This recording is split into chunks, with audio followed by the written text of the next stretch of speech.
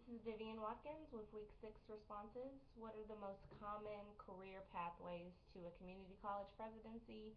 That would be your academic pathways. A person would start off as an adjunct faculty member and kind of move their way up first, obtaining more responsibility from the people higher up than them.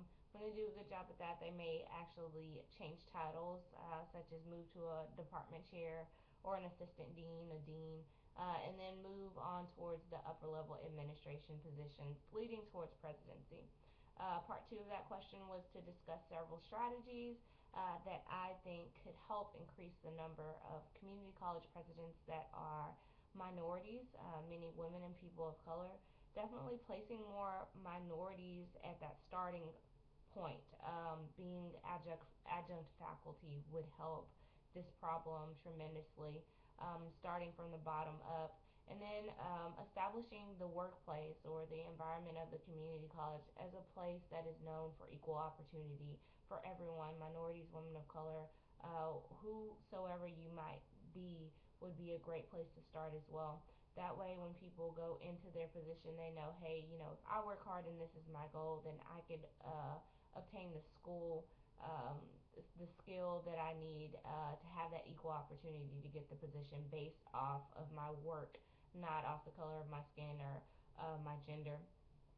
Then mentor programs, that was mentioned a lot in a couple of the readings. I believe the AACC reading had a little study in there where 50% of the schools had mentor programs and they were really successful. So I think that we need to see more of that just to encourage faculty and staff to eventually have those goals of running the community college. Just being intentional altogether to help minority candidates have that equal opportunity would be great. Whether that would be a national search or combining mentor opportunities with just that environment that cultivates equal opportunity.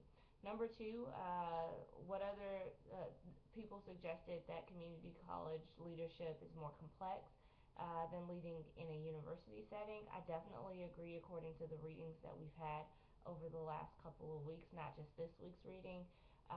There's a lot of social and financial influences that the average community college faces that tends to be a lot more intense compared to the university setting.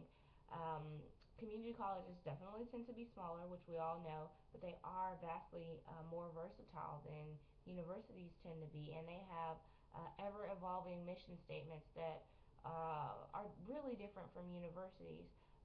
From the open door policy, which tends to trickle down to all types of programs that community college leaders have to keep up with and be very, very competent in, such as the transfer program that's becoming really, really popular, adult learning, early college,